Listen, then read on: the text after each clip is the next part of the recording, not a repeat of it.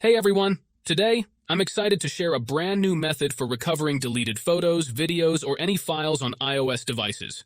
We've all had those moments where we accidentally delete something important, and it feels like it's gone forever. But don't worry, because I've got a solution for you. In this video, I'll walk you through how to use an amazing app called iRecovery to retrieve those lost files. Whether it's precious photos, important videos, or any other files you've accidentally deleted, this app can help you get them back. As you can see on my iPhone, I've already installed the iRecovery app. Let's go ahead and open it up together. Once you've opened the app, you'll see a big Recover button right on the screen.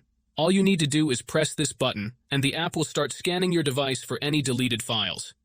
It might take a few minutes, depending on the size of your device and the amount of data, but trust me, it's worth the wait.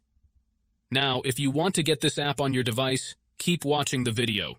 This app is a game changer, and I'm sure it will save you a lot of stress and hassle. Let's get started with the tutorial. First, let's start by adjusting a couple of settings to optimize your device for this app. Head into your settings, tap on General, and make sure that background app refresh is turned on, either for Wi-Fi or for both Wi-Fi and mobile data. This ensures the app can run smoothly in the background. Next, swing by your battery settings and switch off low power mode. This feature can slow down your device, which we definitely don't want happening. With these two settings tweaked, you're all ready to move on to the next step. What you need to do next is open up your internet browser, in my case it's Safari, and go to the website called rocketmods.com. Rocketmods is a website where you can find many apps and games with amazing features. Once you are on the website, search for iRecovery and click on it.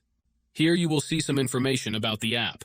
To start the download, click on the green button and wait some time for the installation to finish. However, there is one more step that you need to complete before you can finish the installation.